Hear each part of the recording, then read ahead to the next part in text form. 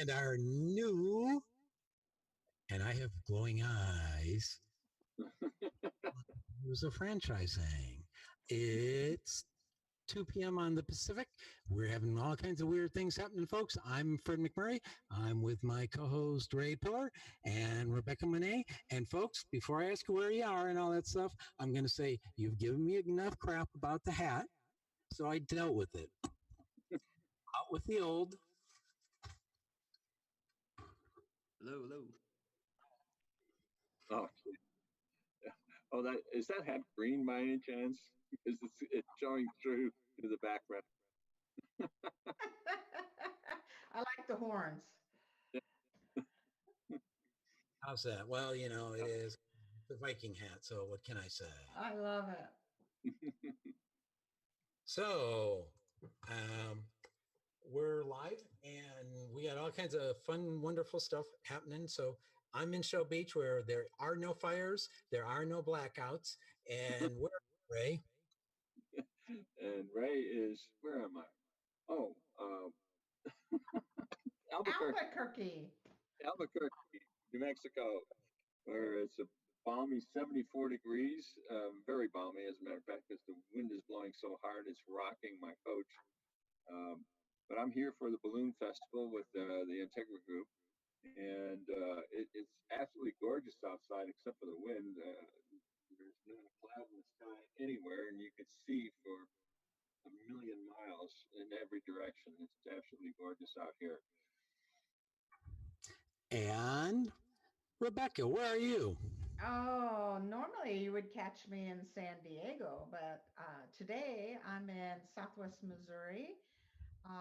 I just had a brand new baby girl, so I'm here enjoying her and, of course, spoiling the other 5 grandchildren I have.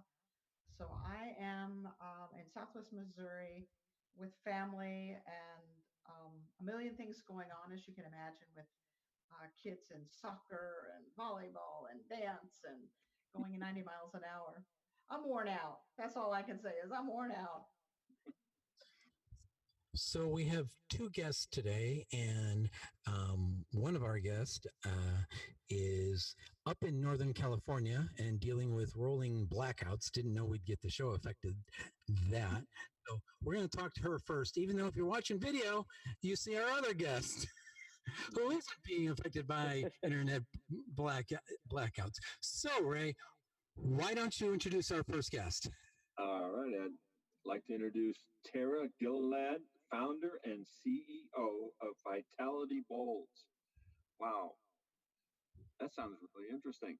How are you, Tara? I'm great. Thanks for having me on today, guys. I appreciate you putting up with my little no internet, and I'm sitting here in the dark right now. So you know what? That's about the way some of our shows go, and actually got most of the audio issues out before the show, so it seems only perfect that we should have somebody in the blackouts. Where are you, and what's the weather like there? Yeah, so we are in Danville, California. The weather's really windy today, which is why PG&E has rolling blackouts, because they're afraid when it gets really windy that could knock over some poles and start a massive fire. But it's beautiful outside. It's probably in the high 60s, low 70s right now. Rebecca, as our special co-host woman splainer to Ray and I, go ahead. Your first question. Welcome. Welcome. Well, thank you. You know, it's interesting, Tara. I went on your website to get a little feel of who you are and, of course, your husband. And I'm fascinated with what had you go in this direction, because it sounds like it's quite a story, why such healthy food and why you've grown so fast. So can you tell us a little bit about why Vitality Bowls?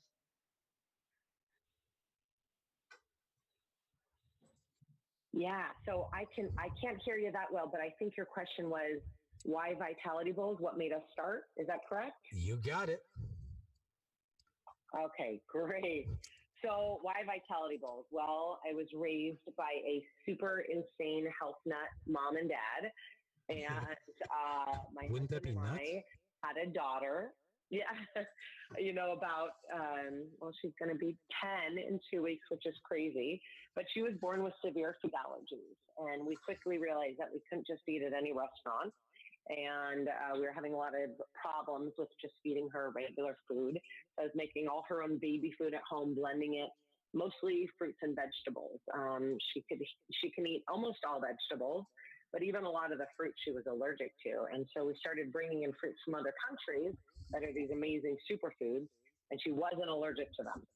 So we created Vitality Bowls in our kitchen at home, wanting to open a healthy superfood cafe for our daughter, but also because it's all we know. Healthy food was the only option. We wouldn't even consider opening a restaurant that wasn't in the healthy industry.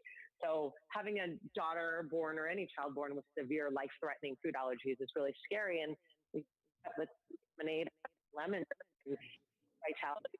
Here we are, almost 9 years later, and we are 75 locations open, 100 comments, and 7 states. Just excited that we're helping all communities in an safe environment because we get to cater to anybody who has allergies or intolerances and eat food. Nope, I think we lost Tara. There's so much going on in California right now. I'm kind of glad I'm in Missouri. The blackouts, the wind, the fires. I mean, it's kind of a crazy place to be. I'm surprised she was able to log in at all. Right. Yeah, I'm sure she'll try to dial in if she has power and if she has communications ability. But so that's the way it goes. But I'm here in, like I say, beautiful Albuquerque, and went to the Balloon Festival this morning. I'm just trying to fill in a little. Can redial in, and it was a beautiful event to watch. Although they couldn't take off because the upper level winds were too strong, but they a lot of them, 5 of them inflated. 500 and some odd were inflated across the entire field, and it was quite a sight to behold. I bet. Now, were you able to actually get on any of them, or is it purely just for entertainment and the visuals, and you just get to enjoy watching others? Well, I think you can get on them if you prioritize. I should make an appointment. Yeah, get on the schedule. Yeah, get on the schedule. And then again, that's dependent on the weather, because they're not going to take off an unsafe condition. So. Got it. So it looks like Fred is still trying to get Tara back. He's like a one-armed paper hanger. Yeah, I think we're the only ones that can hear each other right now. I don't know what's going on. I thought maybe it was on my end. Oh, Tara, are you back? I don't know if she can hear us. Yeah, it looks like she in there. All right. Well, she's not on Zoom apparently, so. Yeah, I don't think her internet is working, so she's just on the phone. But I'm not sure what happened with the phone. So, how fun! So the Albuquerque event, is it a full week that you'll be there? I'm here for just part of it, about 5 days, with a group of other RV owners, and I think they said there was 40 of us, and that means 80 some odd people here, 40 coaches, and 80, 90. So it's a lot of fun. I'm here. I've met recently I got back from a trip in Canada, and with friends up there, Winnipeg Beach, and then into Cross Lake Superior to Sault St. Marie, and then over the Mac Bridge back in the lower part of it. Looks like we're back. Yeah, full circle all over. Yeah, it was a wonderful trip. Are we back, Fred? Can you hear? Muted. Okay. You're muted. Oh my goodness. I think I think this is the most problems we've ever had. Dustin, what do you think? Is this exciting or what? Yeah, well. I always have, Zoom, Ring Central. I always do these meetings, and there's always a problem. So don't worry. It's a love-hate relationship with technology, isn't it? I don't know what we did before, but since having it, it seems like life is definitely more complicated. But that's coming from a baby boomer's perspective. So you being young, Dustin, you probably appreciate technology a lot more than I do. I'm actually very old school. I'm the one. I tell people if I have to write more than one sentence in an email, I'm going to call you. So I'd rather. I get people, franchise owners, they'll write me like a novel, and I say, how long did it take you to write this? And they're like, 30 to 40 minutes after I went through and made sure I said what I wanted to say. You could have called me and talked about this for probably 5 minutes. And I could have given you an answer. Faster and more personal, right? Exactly. Yeah. Fred, if you're waving to us and asking if we can hear you, we can't.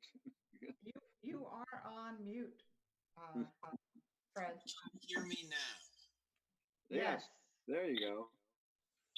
Tara, say something. Yes, I'm here. Oh, good.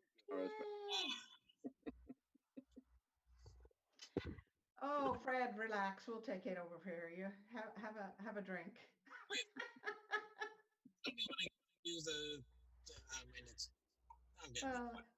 You know what, Tara, you were talking to us about the allergies that your daughter suffered with and how that then forced you to truly take care of her needs to nutritious food, even as making baby food. But what was the mental leap from preparing food for your own family to then taking it to the public, to creating vitality bowls?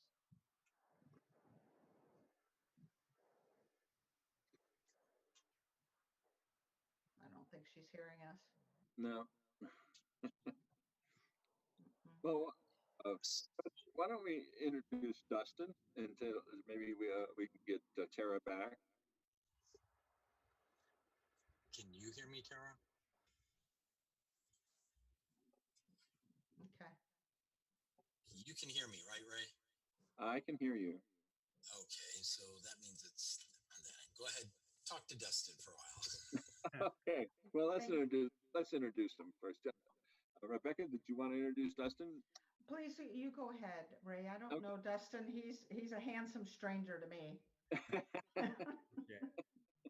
Well, I would like to introduce Dustin Distefano. Did I pronounce that right? Stefano, it's close. Stefano. Okay.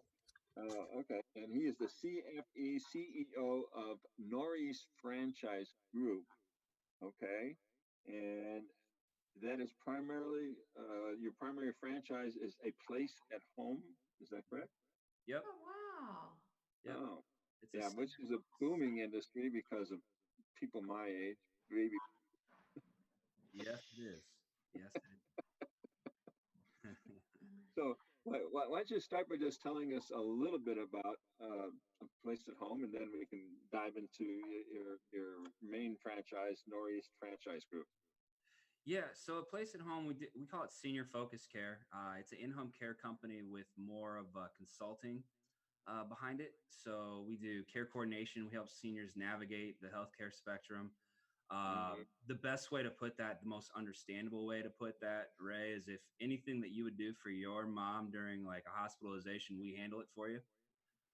That's one part of our services, from getting you out of the hospital, back to home, into a rehab, setting up your meds, et cetera, et cetera.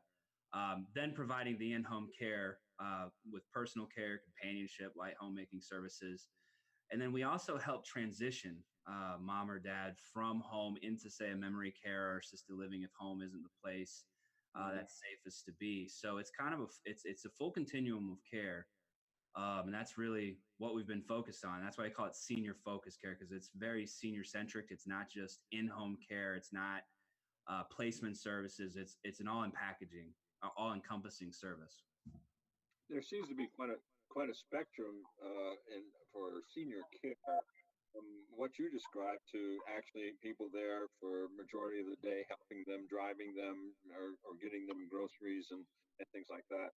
So I think our studio audience probably needs to have a better understanding or definition of what exactly you do. And I know you described it, but as opposed to what some of the other people do in the same spectrum. You were cutting out a little bit out there on me. Are you asking what makes us different than other home care? Essentially, yes. What makes you different from some of the other senior care type franchises? Yeah, so it really stems to that continuum of care model, right? So you have in-home care as a standard franchise. There's a lot of them out there, right, who just focus on keeping people at home. We're focused on that, but we're more focused on what's best for the senior, and we will help seniors make their kind of like goals, kind of like a business plan, essentially. It's more of what is your goal long term, and most people will say, I want to stay at home as long as possible. Well, that's all great, but what are the costs associated with that, right? If you need a 24/7 care, say you need 24/7 care, right? This is to help you prepare for later in life. That's $16,000 to $17,000 a month. Yeah. For one care. It's all private pay. There's not a payer of services. There's long-term care insurance. There's some VA benefits that will help you with, but ultimately Medicare doesn't pay for the service. Private insurance companies don't pay for the service. It is all out of pocket. So that's not financially sustainable for 98% of the country, right? So let's devise a plan. If you want to stay at home as long as possible, and you're to say you have a budget of say $80,000 a year, obviously you can't afford 24/7 care. So what are our solutions? We could look at assisted living. That's $40,000 to $50,000 a year, and you have an extra $30,000 to $40,000 that you could put towards care, so you can have that companionship and one-on-one setting in assisted living. Right. So it's really game planning. And then that starts the transitional care, which you guys might know it in the franchise world as placement services, right? There's a lot of placement services in franchise as well. We used to get marketed by those services a lot. And as a company, we said, why outsource that service when we know all the same people they know, and we know the seniors' finances just as well as they do, except the fact that we're going to have to introduce this person to this placement agency and enter in another company into their lives, right? When you're 98 years old, life's chaos, right? Things move fast. So the more people you already move fast, so we're So the more people you enter into the equation, the harder it can get and the more frustrating it gets. So that's what differentiates us, is we can handle it all. And it really flows together. Some people might say, we focus on one thing and be really good at it, right? And that's great. That's awesome. We say we focus on one thing, and that's the senior. And we build our services around them. And so that's what really separates us, I would say. Yeah, that's great. I really like the idea that it is a business plan for the elder, for the senior, that you're looking at do move really quickly, and it can get chaotic. And as we age, we don't make decisions as quickly. So it's nice to have someone come alongside and help create a plan for the future that is driven by the senior and what their desires are for that stage of their lives. Really like it. Thank you. Just want to jump in here and say I'm really thankful for the listener at the website who's been guiding me on the audio. So you guys have been very interesting, and people are listening at the site besides watching. Thank you. We can use all the help we can get, Fred.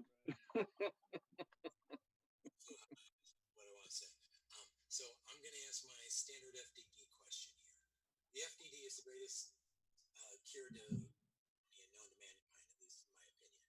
However, given that every franchise store has to have one, and every franchisee is supposed to read it, although I've talked to a fair number of them that have not, what are the top 3 parts you would recommend somebody read first of an FDD?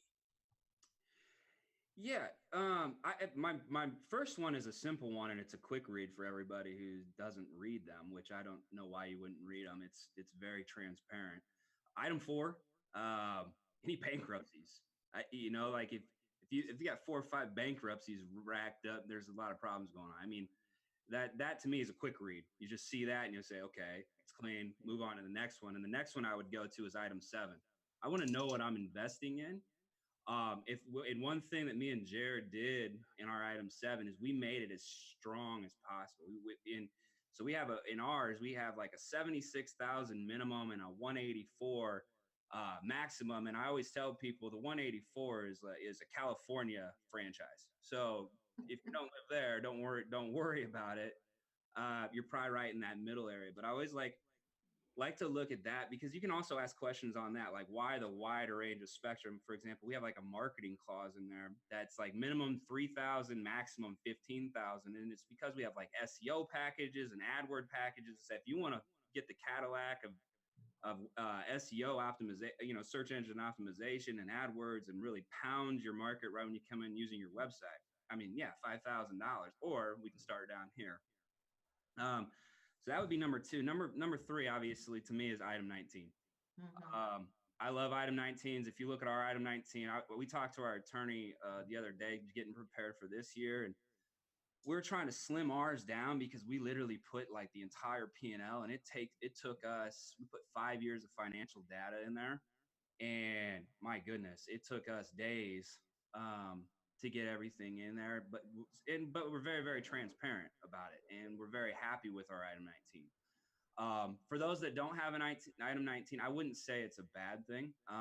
If you have 600, 800 units, I wouldn't put an item 19 in. I'd just say I have 900 units.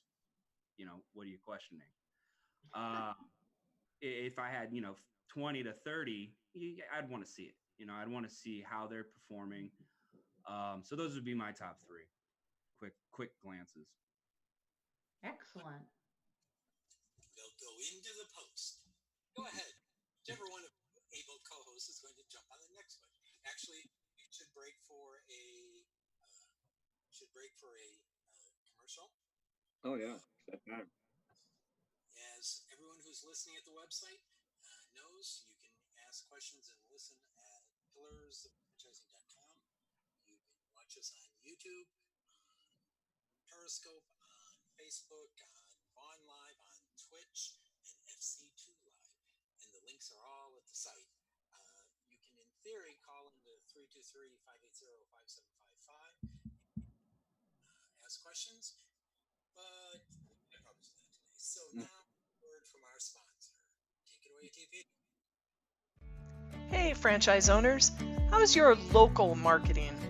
Do you feel like you could use some help keeping up with your social media posts and comments and reviews? Do you wonder if you could be doing more to attract local customers? Are you able to identify new move-ins to your local area? At Westvyne, we help franchisees like you reach more local customers through digital marketing. With daily monitoring, creative content, and ad placement, and customer data intelligence, we'll get your business in front of the people who want your products or services. We also work with franchisors who need an agency to handle the digital marketing for all of their locations. If you're ready to reach more local customers, give us a call at 805-265-5440 or visit us at westvyne.com. That's 805-265-5440 or westvyne.com.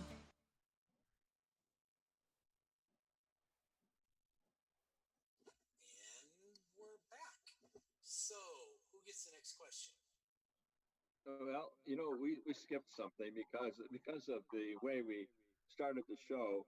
We forgot to ask Dustin's location and how's the weather out there where you're at. Actually, it's cold and rainy. I'm in Omaha, Nebraska. We had a big storm come through last night. My 4-year-old crawled into bed at 3 in the morning and was scared as thunder. And today is a cold, misty drizzle in like 45 degrees. So Oh, wow. Wow. it's I have some friends in the Upper Peninsula of Michigan, and they're telling me that it's raining with snow. yeah, yeah. That's not a good sign when it's this cold already. Yeah. Yeah. So I think one of the things that came to mind while I was listening to you was you seem to cover quite a lot with your clients.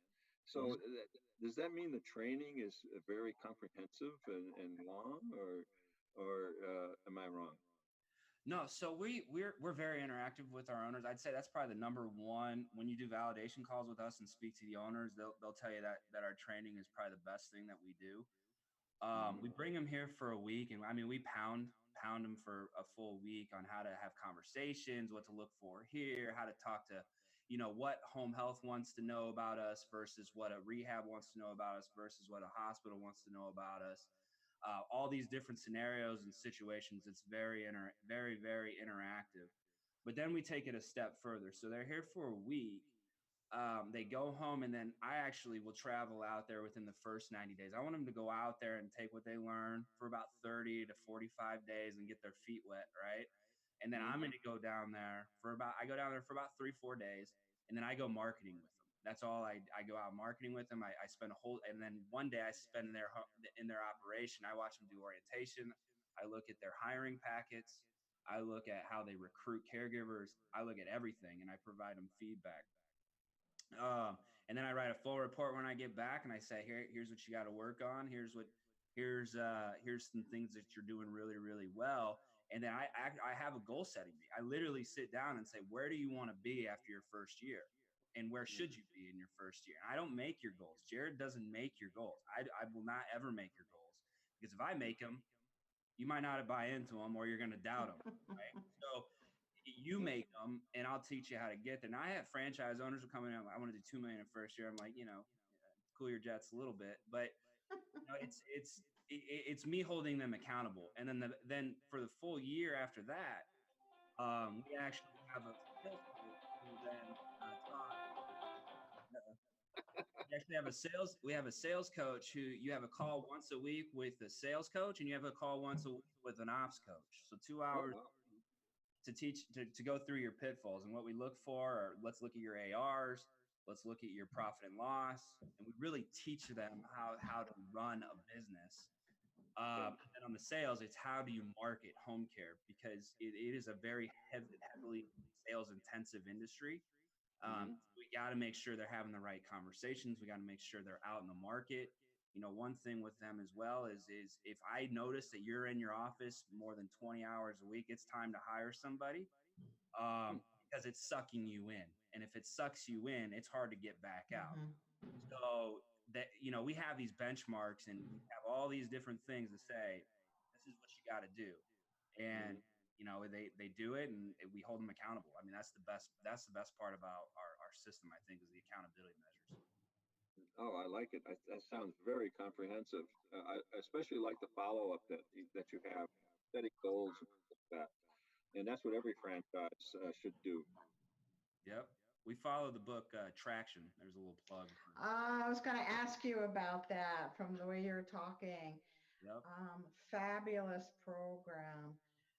And what a gift to your franchisees to have that process from day one to grow their businesses. Because I think, especially in your vertical, in the elder care vertical, oftentimes it's a heart business, right? You want to make a difference, you want to help, but it's a business also. So we have to keep that balance where a heart still leads. We want to contribute. We want to make a difference. We want to help that senior, but we also want to build a business and build, a legacy at one point. So I think the Traction program is a great program, and to start it from day one, you get in positive habits at that point. Do you have any pushback at all from your franchisees, or are they absolutely on board to have this kind of accountability and you personally vested in their success? I wouldn't say we get pushback. I think some buy in faster than others. We just got done with our convention, our first annual convention last 2 weeks ago, actually. All the franchise owners came in. We gave out awards. And one thing that me and Jared we're very competitive, and we're not participation trophy givers. And the top performers. I mean, we showcased the top performers. We had a guy who won 3 awards. We had another person who won 3 awards, and then we had the Innovator of the Year. And the people that won 3 awards follow it to a T. So it's proof in the pudding. It's like there's Mm-hmm. no questions asked. This guy engages on social media. This gal engages with their caregivers and has great retention. They're winning awards. They're performing, and they are the top performers. They're following what we put down, and that kind of puts that to bed if they question it.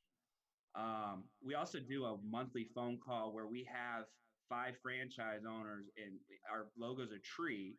So we have Team Sassafras, Team Juniper, and we have these teams that are named after trees where we bring in a couple new franchises, a veteran franchise, and about a middle of the way franchise owner. And we do an EOS meeting. We actually sit there and have them go through their rocks and issues, and all 5 of them work together to work it out. So it's a collaborative franchise. Everyone's in it for everyone's success. That's what we push. There's no individual owners. We're all a team. Even though you own these businesses, if everyone's bought into everyone's success, we can be highly successful. Is how we push it. So I mean that's it's been going great. This collaborative idea that we're, as franchisees, supporting one another, sharing best practices, coming up with ideas, whatever they're doing in this collaborative. You mentioned attraction. Are there other things you're doing to nurture that collaborative partnership? We're in this together kind of culture that you're creating. What are you doing to nurture it? Yeah, I mean, we do the monthly meetings so that they can get together. We also have a private Facebook group Hmm. where I'll go on and it's called We Are Care, compassionate, accountable, respectful, and ethical. That's our core values. So we have this private Facebook group where I'll go on and I'll post little conversation starters, or I'll post that I can get the system's overall numbers, and I post highlights of people's testimonials. I'll put challenges on there to say who can get 2 to 3 reviews written. I'll send you some Omaha steaks. So I use that tool to really engage them as well, and it keeps them all engaged. Like if you were to go through our thread, you'll see Natalie and Little Rock cheering on Chris and Rick in Bellevue, Nebraska, Yay, and yay, yay. Scottsdale, Arizona, saying to Jerome. I mean, there's a video we did at our convention with Jerome and Alex. These guys started together. They've been together for about a year. They're like brothers. When they were here, they spent the whole time together. So it's just really cool to see that we're putting this together for these people, and these people are really buying into each other. So I want to Fantastic. quickly say to Keith, Sandy, Don, Pat, Ron, Eileen, and Pam, you got a question? Put it in. They're watching on Facebook. So go ahead, Rebecca, take it away. Me? I'm going to get to ask another question? Sure. Take it away. Well, Well, I'm just obviously, and I think Ray's feeling the same way, absolutely fascinated with this passion that you have and how you've transferred it to your franchisees, and this culture that has a life all of its own, where we are collaborative and family oriented and cheerleaders and fans of one another, especially since the situations and the clients that your franchisees have to deal with may be some difficult scenarios, right? Mhm. So it's nice to kind of know you have cheerleaders in Kalamazoo wanting you to succeed, and that you can reach out to on Facebook or in these meetings to come up with some ideas or solutions, or at least have someone to talk to. So it's a wonderful culture that you have encouraged here. Obviously, my question is, if you were talking to franchisors or franchisees, what advice would you give other franchisors as it relates to creating a consistent culture like what you've created? I mean, honestly, it just takes work, and don't make it a flash in the pants. It's um, at our convention, there was one thing that I closed with. I spoke for an hour on our four core measures, and at the end, I said, now you got to put it into practice. You were here all day. You learned from 5 different vendors. Put it into practice. I live by the saying, don't talk about it, be about it. And I think that you got to hold yourself accountable. And culture will slip. I'm very honest with that. Your culture can slip. And if you lose sight, like you can, the littlest details, right? Like you can miss a call with one of my coaches, and then all of a sudden the next week comes and you miss another one, and then you start making these excuses as to why you're missing these things, and then all of a sudden your customer service scores dip because we have customer satisfaction quality index. Mm-hmm. And all of a sudden they go from always 93 and the best of home care and doing sweet. And all of a sudden you're down to 89 and you make an excuse. Oh, there was a crazy client on that one. Right. And then the next month it goes down. And now all of a sudden all your clients are crazy. You're losing your culture. Right. And if you have franchise, and it's the same thing with franchise owners, right? If your franchise owners are happy one day, and all of a sudden you get one little complaint and one little thing and one little thing, you're losing your culture. It's not that they're being crazy. It's not that it's their fault. It's how do you fix it, and let's keep it up here. It's not easy keeping a culture. It is not, and I'm not perfect at it, and neither is Jared or our team. It's slipped before, but you have to be able to recognize it when it's slipping, respond, and get it back to where it needs to be, and don't make excuses. That's number one in my book. If I don't take excuses. So this is the coolest thing I have ever seen. That's probably the number one piece of advice I would get. Don't make excuses and be about it, and don't talk about it. What great advice. I love it when people use the F word. That's family. Yeah. I want to make that clear because I think the most successful businesses and franchises today create that family culture that's so important. I talk to a lot of people and in franchises, and they're talking about high employee turnover, and a lot of that has to do simply. All you have to do is create that culture that is family. And say hello to your employees whenever you see them, and greet them and ask them how they're doing. How are the kids? Simple as that. But one of the questions you asked us was, what is the typical candidate you're looking for in your franchise? When someone calls you, what would be the typical candidate? Yeah, the first thing they have to meet the culture. Honestly, I mean, I hate to keep pushing on that, but they have to be able to meet it. And usually we'll know after the first phone call. We ask the simple question: is why are you care? Why are you compassionate, accountable, respectful, and ethical? And most people have a personal story, right? Like Rebecca said earlier, it's a touchy-feely industry. It is a business at the end of the day. So that's the second thing we gotta look for is, can you hold yourself accountable? And can you charge? I hate to say, can you charge people, but can you hold yourself accountable and not? It's hard. Again, it's hard for me to formulate, but you got to be able to sell, and you got to be able to collect, and you got to be able to work your ARs, and you got to be able to have hard conversations sometimes with families, and when they give you that mom's running out of money type of thing, you gotta be able to pinpoint those things. So you gotta have a heart, but you gotta be accountable to yourself. That's number one. The second thing is you gotta be able to take a few black eyes. Someone said earlier, this is a very busy industry, right? You're gonna go into places and not everyone's gonna like you, right? That's sales. Not everyone's gonna like you. You gotta have a backbone. And you got to be able to build relationships and be a community involvement and be highly involved in your community. It's a fun job. It's a busy job. It's a busy business because you get you got to be out there. You got to be the face of your company. It's not a absentee ownership. I'm very clear on that. It is not a big investment group coming to me and saying, "Hey, I want to buy the state of Florida," even though that would look nice. It just would not. It just would not resonate with the people, right? I mean, if you give yourself an example, if Rebecca, you were to interview me for your mom and I'm the owner, and you were to interview someone who's part of an investment group who hired a manager, and that manager not be there in 3 weeks, who more likely are you going to be able to resonate with as a customer? Oh, yeah. I want to be able to relate to this person. But to your point, Dustin, it's a heart and a head business.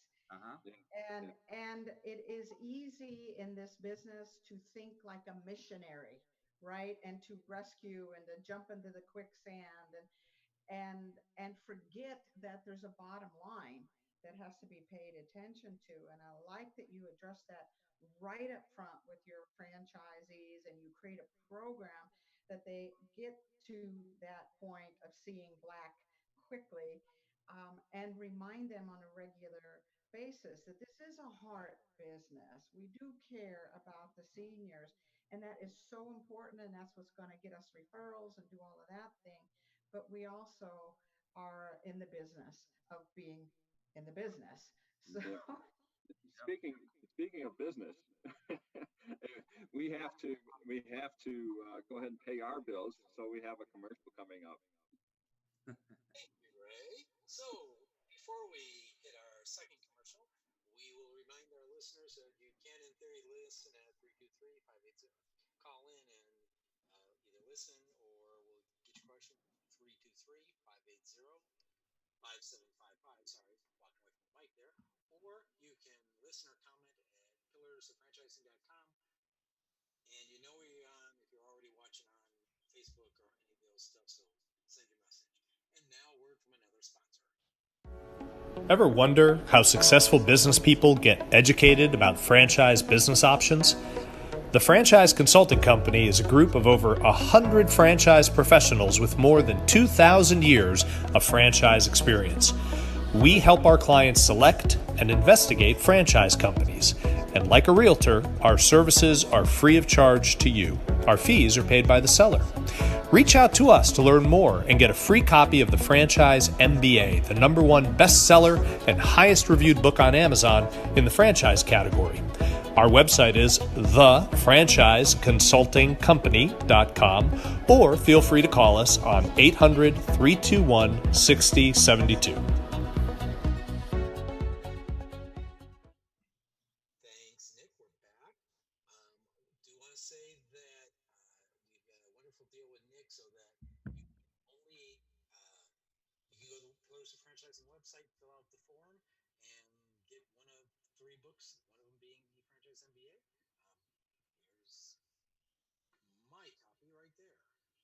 Um, so remember, pillarsofranchising.com. You can listen, you can chat, you can get free books. Hey, what more could you want with that? Ray, since you took us to commercial, you get to take us back away from commercial.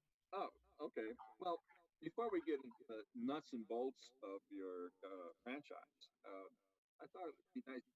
Every business, every franchise has an unusual story or humorous thing that's happened. Mm-hmm. You tell us any stories on your end? I know in my business we get some pretty funny ones, unusual stories. Yeah, I have a lot of them. But being that me and Jared started this company in my basement, I was on the ground. I was going out and meeting seniors in a very frail state, and so I experienced a lot. The one that comes to mind that was the funniest is a client that I signed while sitting on the toilet. Yeah, so she was in the bathroom, doing her business, and they asked me to go in the bathroom and talk to her, and I said, sure, sure. And went in there and sold her services, signed the paperwork, and started like 3 days later. I would say that Is was, and it was very, like I said, it's a very touchy feely industry. oh yeah. But it actually, it made me realize that I'm doing stuff for the right. This lady is in a very frail state, and for me to just make her make my way to make myself available for what she needed at that given time was very, very rewarding to me. Although it was pretty funny and a little uncomfortable. It was like a powwow in a bathroom. But So you accommodated her, at that point. So that you know, I can certainly. So one of the, that we get past that, that's pretty funny. But get past that. So what does it take to get into the franchise? You mean monetarily, like money wise? Well, our initial investment, like I said earlier, is anywhere between 76,000 and 184. We have about 3 territory offerings. How we do it is zip codes and seniors based on how many seniors live in a zip code off U.S. Census Bureau. So we do a 30,000 senior population, which is 65 and older. We do a 60,000. We do in a 90,000 currently. 60,000 I think is very large. We used to do 120, but scaled it down just because there's so many people. And the thing about these zip codes is, if you look at 5-year projections with the boomers, like 60,000 is going to turn into 90,000 in 5-10 years. I mean, it's crazy. So that's how we structure that, and then you purchase per senior. So a 60,000 franchise, a 60,000 senior franchise is around $48,000 for the franchise fee. Okay. And then after that, it's about 48 cents a senior up to 90. So I think the 90 is about 64,000. And then after that, liquid capital, you need in between that 76 and 120. I usually shoot for about 100 to 120. That's the nice thing about this business is you don't need there's no build out. We've been able to open franchises in, 2 months, 3 months, depending on the licensure. The hardest obstacle we have is licensure in the state, because every state has regulation. And I'm pretty sure most of you can guess the hard ones. California, New York, you can't get it for 2 years. We're not even offering the franchise in New York. Oregon was pretty tough, but we've already done it. We have a franchise owner in California, so we've already done it. And Colorado is also pretty tough, but we already done that one. Actually, our first 2 franchises we ever developed was Colorado, Los Angeles, and then number 4 was Portland, the 3 hardest states. So me and Jared just said, basically, we'll figure it out. Went in and got it done, and now we know what we're doing over there. So should be easy peasy. Wow. How many franchises do you? Currently, we have 9 franchises. We have a few more that are in the development stages right now with Jared. And his job is the development side. My job is the ops side. And that's why I wanted to speak today primarily because I'm the person who takes it on and gets you coached. So with those 9, we have a very ambitious goal for this year. We'd like to be to 25 by the end of 2020. So right in 2021. Yeah. So, Wow. Yeah. Becca, that was Ray's question, so you get to go next. Yeah, I know this is going to sound a little off center, Dustin, but what I keep seeing in you is this disciplined, um, gritty, focused guy. Mm-hmm. So, are you an athlete? Do you come from a coaching background? Because you seem to be ducking water here, where you are able to pull that same kind of grit and tenacity and commitment and focus out of your franchisee. What made you primed to be in this role that you're in now? Yeah, I would say actually I was an athlete through high school. I played football, and then I was 5'9", and I'm not going to college for that. So, and I was slow. I think I ran like a 5'5" 40. And it was done. But I got discipline there. Then I went into college, got a criminal justice degree, and then where I found my grit that you actually I lived in London right after I graduated college, and I got a contract to do sales call or telecommunication sales to small businesses. Oh my. This is the Tony Blair, George Bush era, and they hated Americans over there. Oh And no. literally, when I would sell them, I would just get pounded, and I would flip the script on them every time. Like my goal, I wasn't even there to sell you. My goal was to make you laugh, and if I can make you laugh, then I can sell you. And so that's when I started getting my sales and my grit. And then after that, I came back and I got a job at Enterprise Rent a Car, and I was a manager there. So I got my management background through Enterprise. And if anyone knows Enterprise's system, they drill you. I mean, I washed. I was in Arizona. I was washing cars in 115 degrees in a suit, for God's sake. And I mean, I went through 4 white shirts a week. It was crazy. And so I was disciplined there. And actually, the funny thing is, we took the Enterprise model and turned it into caregiving. They had 4 things: employee retention, customer satisfaction, profit, growth, and profitability. And a place at home is employee retention, satisfaction, customer satisfaction, growth, and profitability. And I have my owners, when they come on, I want you to order those 4 of most important down to the floor, and I listen to what they have to say, and then I tell them how I order it. And we don't have a lot of time, so I won't go through that whole process. But that's how I became systematic. I'm very goal oriented. Like I said, me and Jared aren't trophy or participation trophies. We are grinders. And we tell our franchise owners, if you work hard, you can succeed, and we'll put you on a shrine. Because that's what we want. We want everyone bought into everyone's success so that the whole brand succeeds. And then Coach Scott Frost, I would say I follow him a lot, which is Nebraska's head coach. Yes. Woohoo. So you had a few black eyes while you were in London then. So Oh yeah.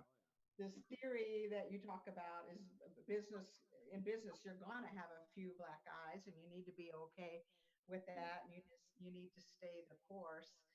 um, you did it yourself, and then you took these things that you learned through it, very difficult scenarios in London. And just so you know, my grandmother was British, and I know the Brits are not easy to humor. It takes a while to make them laugh. So getting them to laugh shows your skills.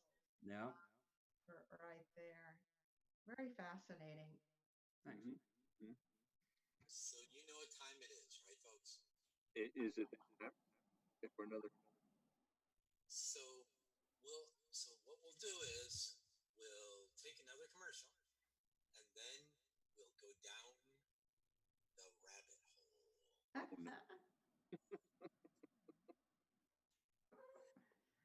Want to thank everyone for listening, watching on Facebook, chatting at me through text, through the website, BDR. We'll have Tara Gillett back on the show because some of it was us and some of it was power outage and internet. So we'll have back. Now a word from our last sponsor today.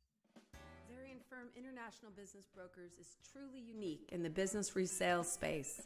The average business broker uses one standard multiplier across all businesses and industries to value a business.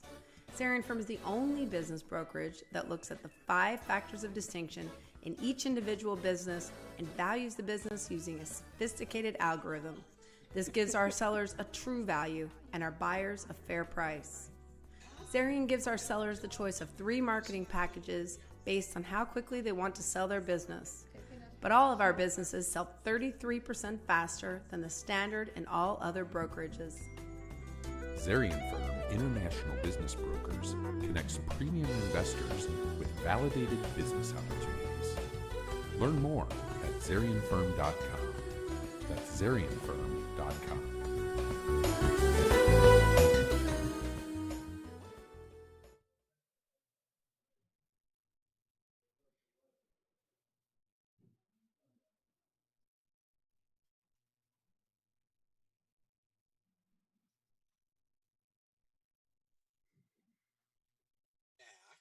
Not quite sure at this point. looks like we are, folks. Not sure what's going on. So we'll go down the rabbit hole. How often have you gone into your clients and found that there were zombies or people that were worried about zombies? How often have I walked into a client worried about zombies?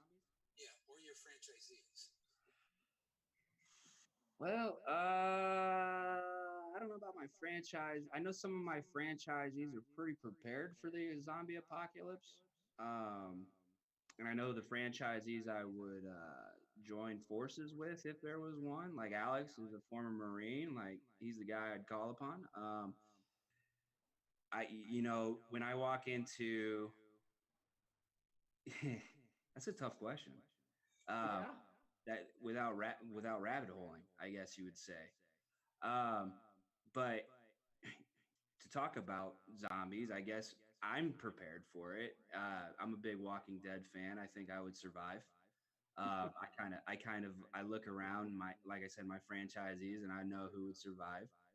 I also, my clients are in their 80s and 90s, so I don't think they're scared of zombies at all. That's why I'm having a hard time with this. No. If a zombie apocalypse hit, they're probably like, well, it sucks to be you guys. I had 80 years on me. So that's the hard part. We'll give you the offshoot question, which is, if the zombies came busting in your door right now, and you only had whatever was nearest your left hand as a weapon, what would be your weapon? If what was next to my left hand? Whatever you can pick up in your left hand. Right now. Right now, what would be your weapon? Probably my microphone. Honestly, this thing is. I would pop someone right in the dome with this thing. This would take the zombie out. I'll pop on this end too. Huh? Mm-hmm.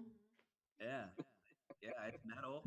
It has little rough edges, so I can probably get in there and dig at Oh it. yeah, he's got a Thor hammer there already.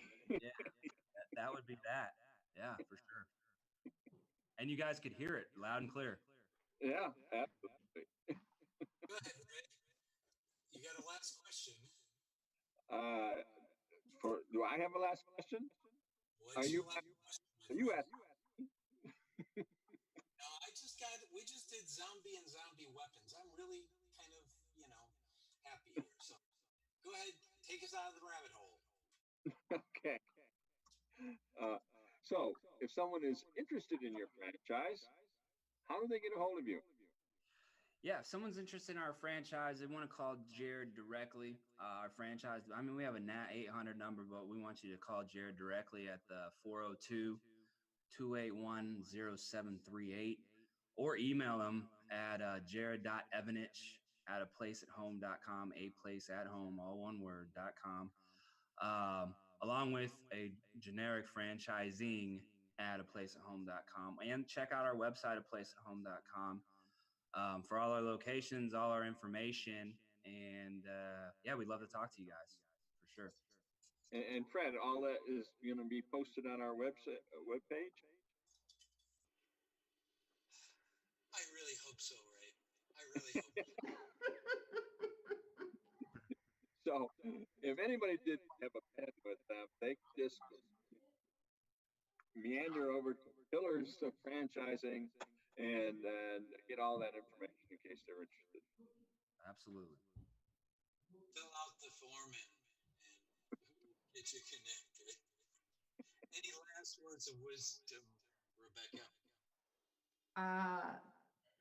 No last words of wisdom other than I've really enjoyed this interview with you, Dustin, not just to learn about your concept, but to learn about the heart of it, and the culture of it and the vision of it. It's nice to see that kind of commitment and that kind of passion. Thank you. Absolutely. That's what it takes to. All right. I find a shot of bourbon would help too, or at least red wine. So I'm Fred McMurray. Want to thank Dustin of Place at Home today. Thank Tara for at least trying to dial in from the Heritage. I'm Fred McMurray, and we're going to play our normal outro music that we normally play. At least I hope so. Goodbye. Thanks, everyone. Bye. Thanks. Bye, guys.